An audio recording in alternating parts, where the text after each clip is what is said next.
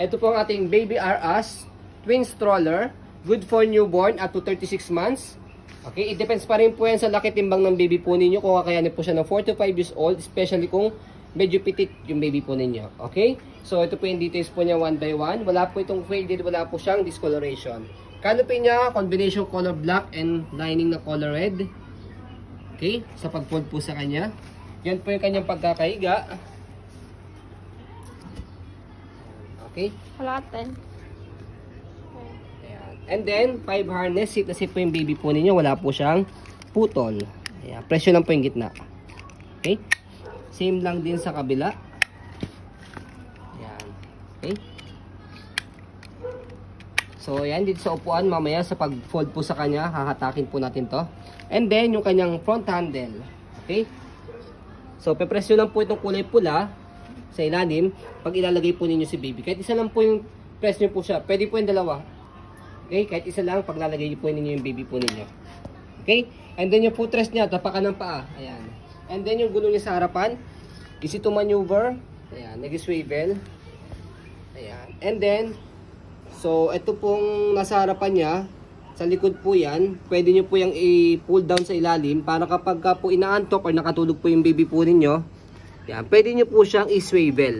Yan. Ay, pwede nyo po siyang i-hele. Yan. Naka one way na lang po siya. Okay? Hindi po siya magro-rotate. Ayan. Okay? So, next po natin, angat nyo po ulit siya or pull down nyo po ulit siya para mag-swivel. Body frame. Yan po yung kanyang body frame from front to right side. Yan. So, easy to carry po ito dahil lightweight twin stroller po siya. Bihira po sa mga twin stroller po ang lightweight Ayan. So kaya bihira po kami magkaroon ng ganun. Ng ganito.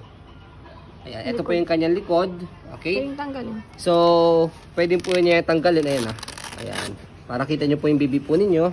And then pagkahiga po, I mean iupo nyo po siya, atakin nyo lang po ito. Press nyo po itong color white and then atakin nyo lang po siya. Ayan. Okay. Same lang din sa kabila. Ayan. Okay. So yan po yung kanyang likod. Basket niya. Ayan.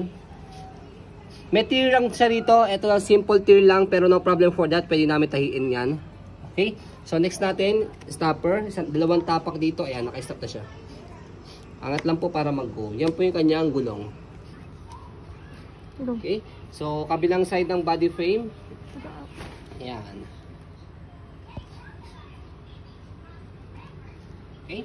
And then, ang kinagandahan po sa kanyang pagkakaupo, ayan, as you can see, flatten siya. Ayan. Flat. Straight. Flat. Unlike sa ibang mga normal stroller, medyo naka-semi-recline po Saka siya. pwede yung tago na kagano.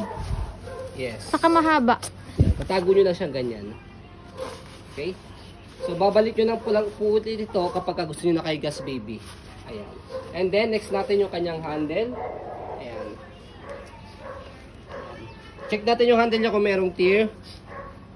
Ayan. So far, wala naman siyang tear. Okay? Ito, meron konti. Wala maliit lang. Wala naman Hindi man siya big deal. Pag ipo-fold. Ayan. So, strong muna natin to make it sure na wala po siyang problem regarding sa kanyang mechanism. Ayan. Sobrang smooth. Ganda. Ulit. Okay. So, mahilig mag-travel. Good to. Tapos, mga infant yung anak. So, sa pag-fold po sa kanya, napakadali lang. Again, yung sa upuan, dalawang hatak lang po dito.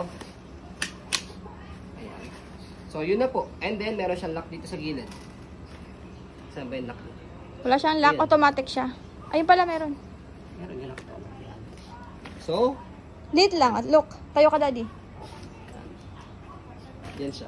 That lang. And then, buhatin nyo na siyang ganyan. Hanggang lightweight. Siguro Mga mga 6 weight ito mga around 6, mga 6 kilograms. 6 to 7, mga ganun. Hanggang lang. And then, sa pag-open sa kanya, napakadali lang. Tanggalin lang po yung lock dito sa gilid. And then, bukan nyo lang siya. And, ready to use na. Okay? Okay. So, ayun ma'am. As you can see, very details po kami sa po pag-video kasi kami siya policy. No refund, no exchange. What you see is what you get. So, yun po, maraming salamat. Have a nice day and God bless po.